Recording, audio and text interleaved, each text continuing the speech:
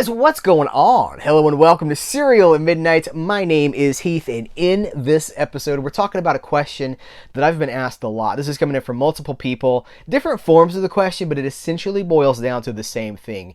Should I buy a Blu-ray of something now or wait for a possible 4K? Blu-ray now, wait for 4K. And I know where the question's coming from because there's been a lot of stuff, a lot of 4K announcements recently for things that just had a Blu-ray release, and it's frustrating. It feels like people who have bought the Blu-rays are being punished. Now, what we got to remember that not all the time, a lot of the time, it is those Blu-ray sales that tell a company that there's an interest in a 4K. They'll look at that and they'll be like, "Oh, we sold 15,000 of Title A. That'd be possibly a good 4K contender." You always vote with your wallet, right? Every Blu-ray that you buy, you're sending a message to that studio that the audience is there. So if they're thinking about a 4K, they're gonna look at Blu-ray sales. They're not gonna be like, "Well, this never sold very well, but maybe if we put it out on the most expensive premium format." Nobody's saying that. So you always vote for what comes next with what you buy today. And in my case, since I've been collecting movies for over 30 years. 32 years I have my own personal movie collection. I'm on my fourth version of some of these movies. I was a kid when Laserdisc too rich for my blood. I couldn't afford Laserdisc, but VHS tapes, DVDs, Blu-rays, and now 4Ks. I'm on my fourth pass for some of these movies. It just comes with the territory. You're gonna have to double dip, triple dip if you want to support the Blu-ray is. So DVDs, of course, the largest seller. We talk about this a lot, right? Blu-ray DVDs account for like 3 out of every 4 disc sales. Blu-ray is the second. They do really well. And then 4K is the lowest selling. It's the most expensive. It's the niche. It's the biggest niche. It's the luxury format. That's oversimplifying it, but that's a good way to look at it. It's the luxury format.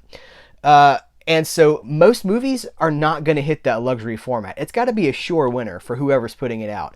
And people are like, "Well, what about," and then they name a movie and they're like, "Why is that getting a release?" Well, someone decided somewhere that it was going to make some money. That's why that's coming out. But it can be frustrating when we've just bought a Blu-ray for something. And I know, like, I get frustrated too. And I don't always upgrade to the 4K. There's 4Ks that are coming out and I'm like, you know what? I think I'm good with the Blu-ray for now. The term, a bird in the hand is worth 2 in the bush, meaning essentially that what you have for sure today is better than what may come later, even if it's an improvement. Today, that's what matters to me. I want to see as many movies as I can. I want to have access to as many movies as I can. That's why I have the collection. It's not for status or elitism.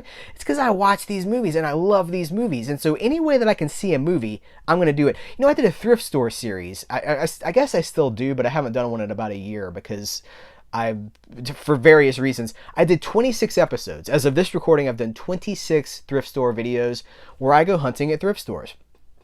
Charity shops if you're in the UK.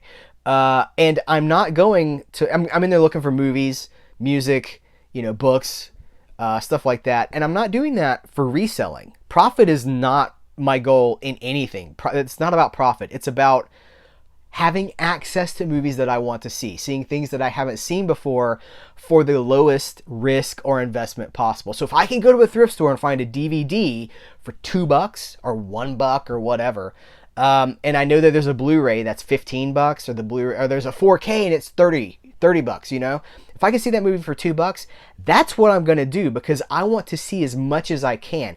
I am not a format elitist. I love 4K, but I love movies. So I say sometimes, and it gets me into trouble with some of you guys, but it's a valid question worth asking. Are we movie fans or are we disc fans? If you're buying things and you have no intention of watching them, what does it matter what the format is? I want to see as much as I can. You know what I mean? So that's where the collection comes from. There's DVDs all over the place. I'm looking at VHS tapes right now, just out of frame here. I just want access to movies. I want to see as much as I can. So waiting for a 4K that may never be coming is a really risky proposition. And again, you're supporting the 4K releases of tomorrow with what you buy today. Every dollar that you spend and every dollar that you don't spend is sending a message to some studio, some company somewhere, telling them that there is or is not an audience for something. I'm fortunate enough that I know some of the people that make this stuff, some of the people that work on these, some of the distributors, some of the producers. And they'll tell me sometimes, we thought that there was an outcry for such and such. They wanted such and such. So we remastered it, we put it on disc, and it didn't sell. You have to buy it, everything that you buy. So the idea of waiting for a 4K, well, you're sending a message that there's not an audience for that movie. That's risky. In fact, I'd say it's more than risky. That's a very clear negative message. So I do not advocate waiting for 4K.